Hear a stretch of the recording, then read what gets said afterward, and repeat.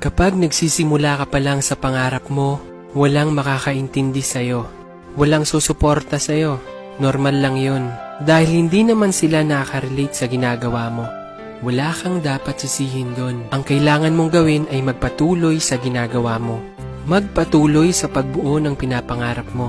Dahil dadating yung araw na yung mga tao na gusto mong ma-appreciate ka, ay sila na mismo ang magkukusa na ibigay sa'yo yung suporta na ninanais mo. Ang mahalaga, magpatuloy ka sa ginagawa mo. Huwag mong hintayin yung atensyon ng mga tao para mapansin nila yung pagpupursige mo. Wala kang dapat patunayan sa kanila. Gawin mo yung bagay na yan dahil gusto mo. Pangarap mo yan para sa sarili mo. Normal lang yung may natutuwa at naiinis sa ginagawa mo. Ibig sabihin lang nun, effective yung idea na ginagawa mo. Normal lang naman sa umpisa na hindi ka susuportahan. Dun ka mag-abang sa huli dahil yun yung time na nakasuporta sila sa'yo.